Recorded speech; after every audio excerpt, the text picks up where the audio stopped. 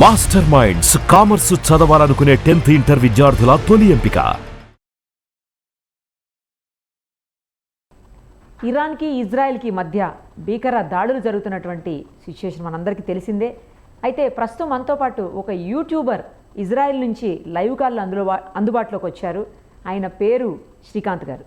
ఒక్కసారి తనతో మాట్లాడదాం. అక్కడ అసలు ఏం జరుగుతోంది, ప్రజలంతా ఎలా ఉన్నారు, ఈ సిచ్యుయేషన్ అంతా ఎప్పటికీ సెటిల్ డౌన్ అవుతుంది, ఇవన్నీ కూడా ఆయన మాటల్లోనే అడుగుదాం. నమస్తే అండి. నమస్తే అండి. ఎలా ఉన్నారు శ్రీకాంత్ గారు? బాగానే ఉన్నానండి. అదే బాంబులు దాడులు అవుతుంటే ఎలా ఉన్నారని అడుగుతున్నారా అంటారా? ఏంటండి, బాంబు దాడులు జరుగుతుంటే ఎలా ఉన్నారని అడుగుతారు ఏంటండి అంటారా? అంటే అట్లాగా ఏం ఉండదండి. ఇప్పుడు మేమున్నటువంటి ఏరియాస్ లో ఎట్లాగా ఉంటదంటే, ఇజ్రాయెల్ ఈ కంట్రీ చాలా సేఫ్ గా బిల్డ్ చేసినది. ఒకవేళ బాంబులు పడ్డా గానీ, ఇప్పుడు నేను బాంబ్ షెల్టర్ లోనే ఉన్నాను.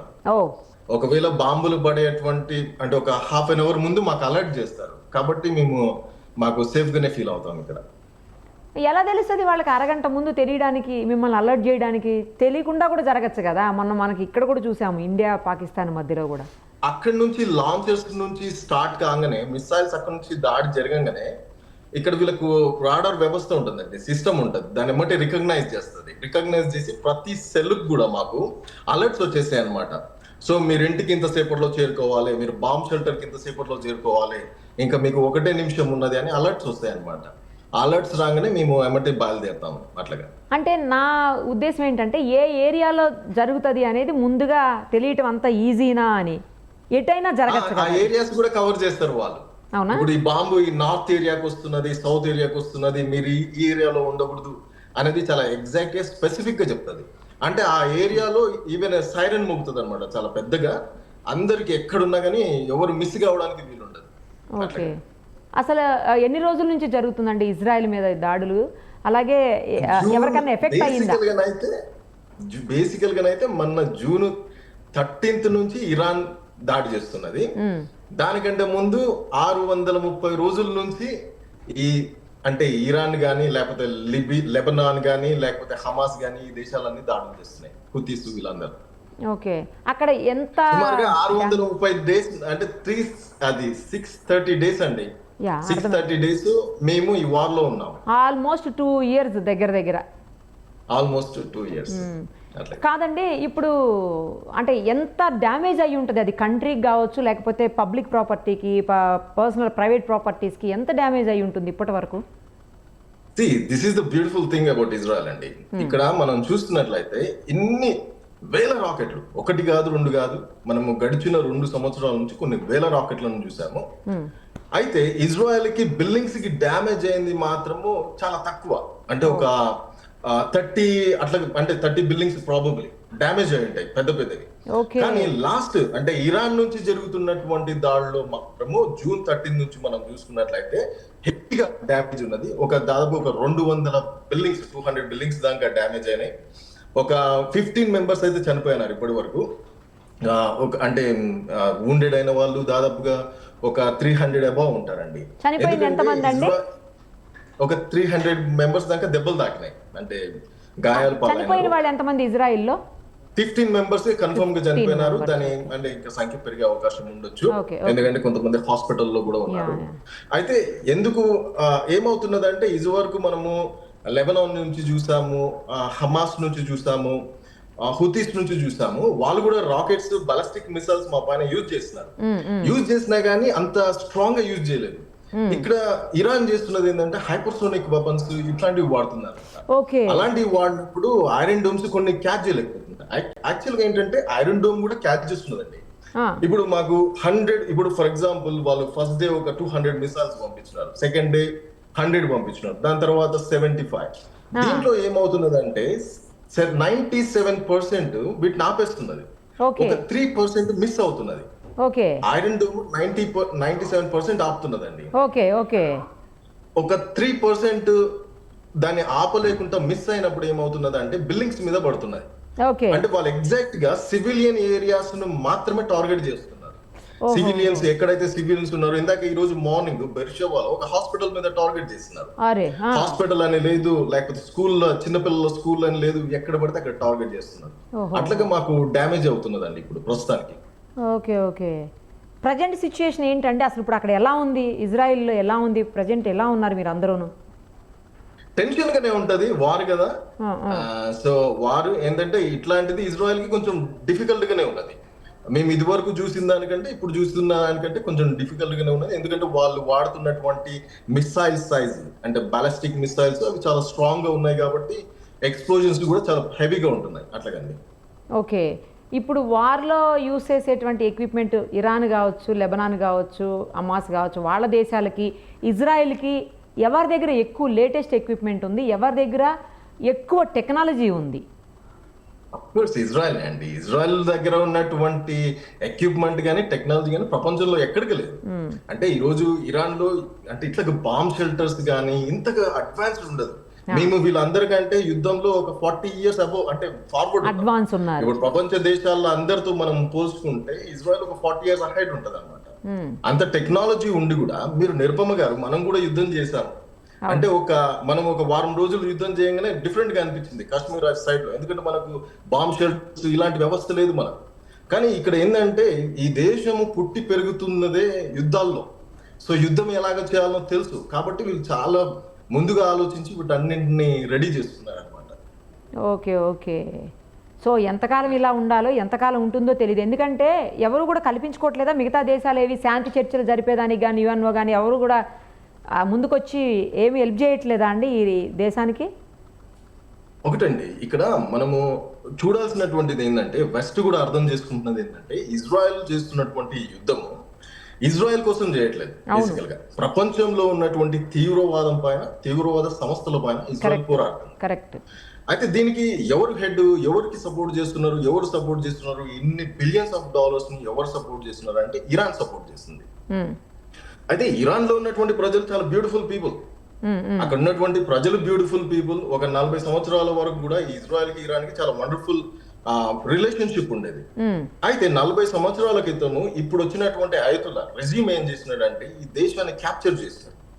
క్యాప్చర్ చేసి ఈ దేశంలో ప్రస్తుతానికి ఇరాన్ లో ఇప్పుడు దాదాపుగా కొన్ని సంవత్సరాల నుంచి ప్రతిరోజు కూడా 2-3 వేల మంది జనాలను ఆయనకు అగేన్స్ట్ గా వస్తున్నటువంటి వాళ్ళని తీసుకెళ్లి టార్చర్ చేస్తూ చంపేస్తున్నారు.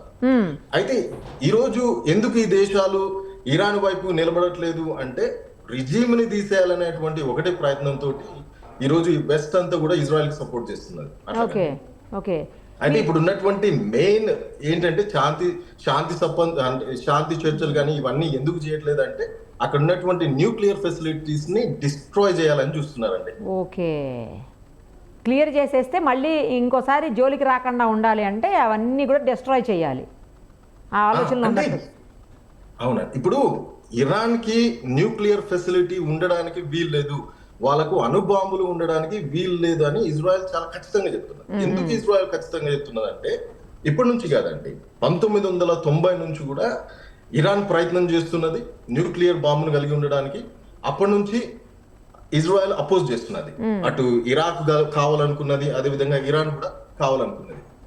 దాన్ని అప్పటి నుంచి ఇజ్రాయెల్ అపోజ్ చేస్తున్నది. ఈవెన్ పాకిస్తాన్ కి అణుబాంబును ఉండడం కూడా ఇరాన్ అపోజ్ చేసింది. అయితే మన వాళ్ళు అప్పట్లో కాంగ్రెస్ గవర్నమెంట్ అంత స్ట్రాంగ్ గా దాన్ని అంటే అపోజ్ చేయలేదు. సో వాళ్ళు బిల్డ్ చేసుకున్నారు. అయితే ఇరాన్ కు ఇప్పుడు మనం మేము అడ్డుకుంటున్నాము, ఇరాక్ కు పూర్తిగా అడ్డుకున్నాం. ఒకవేళ ప్రాబ్లం ఏంటి, ఇరాన్ కు ఒకవేళ అణుబాంబు ఉంటే ప్రాబ్లం ఏంటంటే ఇరాన్ సుప్రీం లీడర్ ప్రతిరోజు వాళ్ళు అనేది ఏంటంటే మేము ప్రపంచ పటంలో నుంచి ఇజ్రాయెల్ ని లేకుండా చేస్తాము, ఇదే మాకున్నటువంటి కళ, మేము దాని కొరకే బ్రతుకుతున్నాము అని వాడు చేసుకుని ప్రతిరోజు చెప్తున్నాడండి. దాన్ని తయారు చేస్తున్నది కూడా దాని కొరకే, యూదులను చంపేస్తామని చెప్తున్నారు. అలాంటప్పుడు ప్రతిరోజు వీళ్ళు వాగ్దానం చేస్తూ ప్రతిరోజు వాళ్ళు శపథం చేస్తున్నప్పుడు ఇజ్రాయెల్ ఎట్లాగా చూస్తూ ఉంటదండి. ఈ రోజు ఇజ్రాయెల్ దాడి చేయడానికి కూడా కారణం ఏంటంటే ఇంకొక 5 రోజుల్లో 10 రోజుల్లో ఆ బాంబును వాళ్ళు రెడీ చేసుకుంటారు కాబట్టి ఇజ్రాయెల్ ప్రియంప్టివ్ స్ట్రైక్ చేసింది వాళ్ళ మీద. అట్లాగండి అది. ఓకే. ఈరోజు కూడా దాడి అయింది హాస్పిటల్ మీద మీరు ఇందాక చెప్పారు కదా. సో అక్కడ ఎంతమంది ఏమన్నా ఎఫెక్ట్ అయ్యారా అండి? ఎవరికన్నా బాగా ఇంజురీస్ అయ్యాయా లేకపోతే ఏమన్నా ప్రాణ నష్టం అయితే ఏం జరగలేదండి. బిల్డింగ్స్ అయితే చాలా సెంట్రల్ సిటీలో బిల్డింగ్స్ అయితే చాలా తీవ్రంగా డ్యామేజ్ అయినాయి. చాలా పెద్ద బిల్డింగ్స్, చాలా బ్యూటిఫుల్ స్కై స్కేపర్స్ ఉంటాయి మాకు తెలవీవ్. ఓకే. చాలా బ్యూటిఫుల్ అంటే స్కై స్కేపర్స్ అవి డ్యామేజ్ అయినాయి. ప్రాణ నష్టం ఏం జరగలేదు. కొంతమంది గాయపడ్డారు. హాస్పిటల్లో కూడా ప్రాణ నష్టం ఏం జరగలేదు, ఎందుకంటే అది ఓల్డ్ హాస్పిటల్, వాళ్ళకి తెలియదు. ఇజ్రాయెల్ ఏంటంటే ఏదైనా డౌట్ వస్తే ముందే మూవ్ చేస్తారు అక్కడ నుంచి. సో ఓల్డ్ హాస్పిటల్ కాబట్టి అక్కడ కూడా ఎవరికి పెద్దగా అది కాలేదండి అట్లాగా. ఓకే. మీరు ఇప్పుడు అంటే బాంబ్ రూమ్ లో ఉన్నారు కదా, బయటికి రావడానికి లేదు కదా? అంటే బయటికి ఏమి వెళ్ళాను, ఇది బాంబ్ షెల్టర్. అదే బాంబ్ షెల్టర్, బాంబ్ రూమ్, బయటికి రావడానికి లేదు అసలు. ఆ రూమ్ దాటి రావడానికి లేదా? ఎంతసేపు రాలేరు అలాగా? ఎంతసేపు అంటే వెళ్ళొచ్చు, కాకపోతే ఏదైనా సైరన్ పరుగుతుకుని రావాలన్నమాట అట్లాగే. జస్ట్ ఆ రూమ్ లోంచి బయటకు వస్తే విండోలో నుంచి ఏమన్నా కనిపిస్తుందా? నాకు చూపించగలుగుతారా ఇజ్రాయిల్ లోపల ఎట్లా ఉంది అనేది ఒకసారి చూడడానికి? మాది అంటే చాలా పెద్ద ఏరియా ఉంటదండి, చాలా బ్యూటిఫుల్ ఏరియా, చెట్లు ఉంటాయి ఎక్కువగా, అంతే. అవునా? అంటే రోడ్డు అటు సైడ్ అట్లా ఏం కనిపిదా మనకు? మీరు చూస్తారా? అయితే ఒక నిమిషం నేను చూపిస్తాను. అయితే సార్ రోడ్స్ అట్లా ఏమన్నా ఇజ్రాయిల్? నేను అండర్ గ్రౌండ్ లో ఉన్నాను, మాది 3 story బిల్డింగ్ అన్నమాట. అవునా? ఓకే. నేను అండర్ గ్రౌండ్ లో ఉన్నా, చూపిస్తాను మీకు. రోడ్డుకి దగ్గరలోనే ఉంటుందా? అంటే ఇప్పుడు మీరు అక్కడ సెటిల్ అయ్యాను అన్నారు కదండి శ్రీకాంత్ గారు?